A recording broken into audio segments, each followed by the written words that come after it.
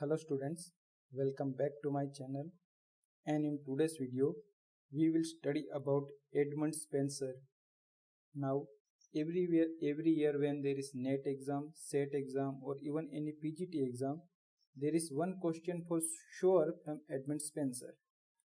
So for that reason I have decided to make a video on Edmund Spenser so we can cover the basic facts and important uh, or historical events of Edmund Spenser's life. So Edmund Spenser was born on 1552 and died in 1599. So he lived for the period of 47 years. Now one thing to remember is that Edmund Spenser was one of the most famous poet between the period of Geoffrey Chaucer and William Shakespeare. Okay, so between these two periods of Geoffrey Chaucer and William Shakespeare, Edward Spenser was one of the most famous poet uh, of that period. So due to this reason, he is also known as the child of Renaissance and Reformation. It is important to remember these facts because these are directly asked into exams. Moving forward, Charles Lamb called Spenser as the poet's poet. Charles Lamb called Spenser as poet's poet. Then Ben Jonson called Spenser read no language. Okay. And in another term he said that Spenser died at the age of 46 for the want of bread, which means out of poverty. So Ben Jonson said two things about Spenser, which are that Spenser read no language and Spenser died at the age of 46 for the want of bread. Moving forward, Milton said, "Our sage and serious Spenser, I dare to be known to think a better teacher than Scotus and Aquinas." It is important to remember what Milton said about Spenser. Moving forward, Thomson considered Edmund Spenser as his master, and for that reason he said, "My master Spenser." William Wordsworth, in his very famous work, The Prelude, said, "Sweet Spenser moving through his clouded heaven." And in another work, Wordsworth said, "The embodiment of nobility, purity, and sweetness." Pope said about Spenser, "A mistress whose faults we see but love them with all." Beautiful line. It is important to remember all these poets what they said about Edmund Spenser because sometimes it is directly asked into exams. Moving forward, we see that the only prose work written by Spenser was View of the State of Ireland. Other than that, all his works like Fairy Queen and The Shepherd, okay, and all the famous works which are written by Edmund Spenser are his poetic works. Okay, so that's why this fact become important that the View of the State of Ireland is the only prose work written by Edmund Spenser. Now, an yearly pension of rupees 50 pound, okay, yearly pension of rupees 50 pound was given to Spenser for his work Fairy Queen. We'll study about Fairy Queen just after a few minutes, but for now it is important to remember that Edmund Spenser was given 50 pounds for his work Fairy Queen by Queen Elizabeth I. Okay. Moving forward, we'll study about his most famous work, which is The Fairy Queen.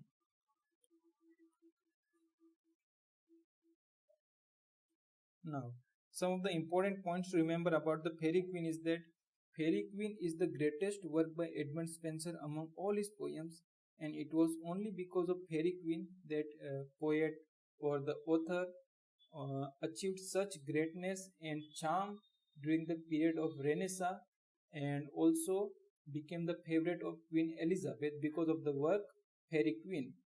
Now, in Fairy Queen, there were 24 books planned to be written, out of which only 6 were completed, and the 7th book is an incomplete book, and it is believed that 7th book was burned in fire, and after that, Spenser never tried to complete his famous epic poem, The Fairy Queen. So originally there were 24 books planned, but only 6 books were written, and out of 24 books, 12 books were planned on the virtues of 12 different knights, basically the private virtues or the private qualities of 12 different knights of King Arthur's court. Okay, and 12 books, remaining 12 books were planned on King Arthur's public virtues, meaning to say how he ruled the government, and so on, right? Moving forward, the Fairy Queen was modeled or taken from Orlando Furioso, okay, and Orlando Furioso is a work by Aristo, right? So it can become a very important question in any exam, that after which work Fairy Queen is modeled. Okay, moving forward, now one thing to remember here is Spenserian stanza. Spenserian stanza is by name, obviously anybody can say that it was invented by Edmund Spenser, but it is important to remember that it was invented in the work Fairy Queen, right? And this type of stanza was improved version of Ottawa Rima, which was formed by Aristo again. And the rhyming scheme of Spenserian stanza is A B A B B C B C and C. So it is simple that it is A B A B B C B C and then C. Okay. Fairy Queen is Edmund Spenser's incomplete allegorical epic poem. Remember, it is an allegorical epic poem. Okay. Allegorical epic poem. So these can be direct questions asked into exams. Now, when we speak further about the poem, we see that the first 3 books of the poem Fairy Queen were published in the year 1590, and the remaining 3 books were published in 1596.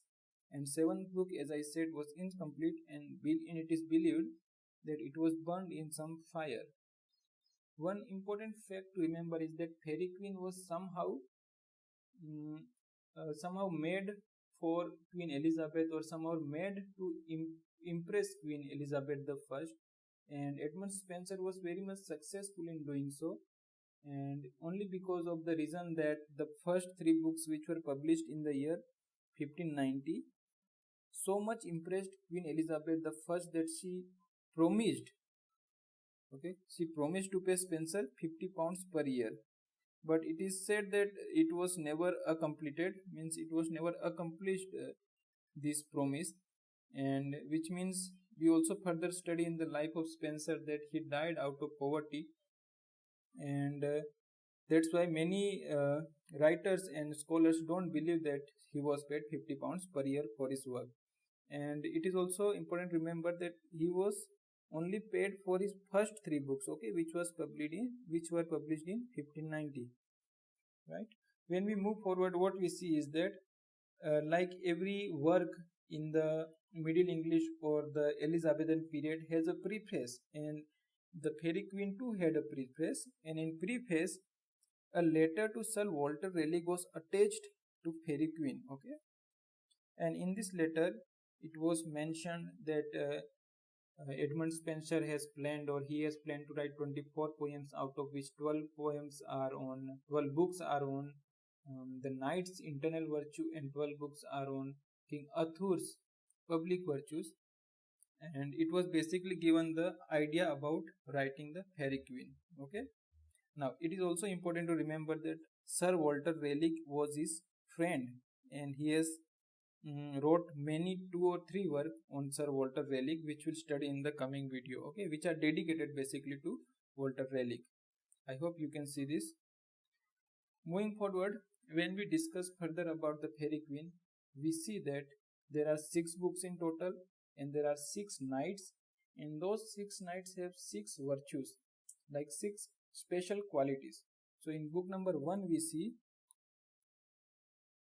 that it speaks about the story of the Red Cross Knight, and it shows the virtue of holiness. And there is also a character Una in this tale, which shows the virtue of religion. In book number 2 The tale is about Sir Gawain, and he shows the virtue of temperance.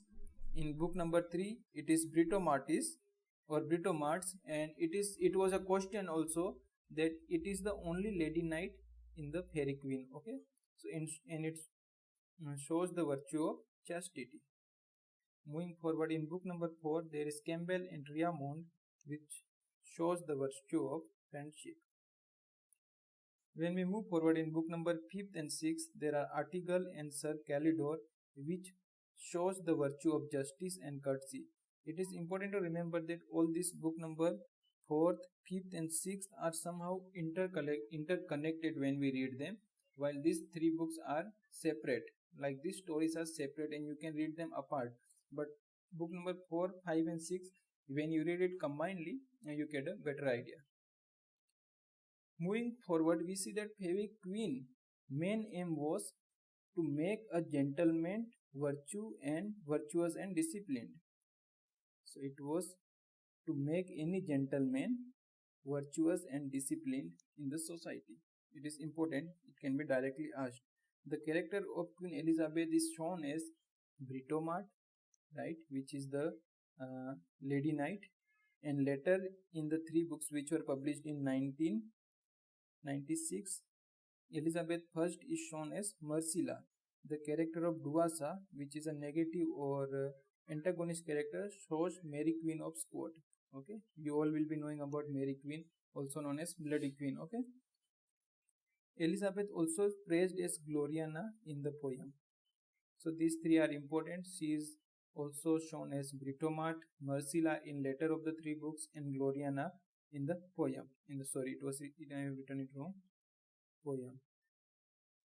So here I end my lecture and want to tell a message that the Fairy Queen is basically was written to impress Queen Elizabeth I, and Edmund Spenser was quite successful.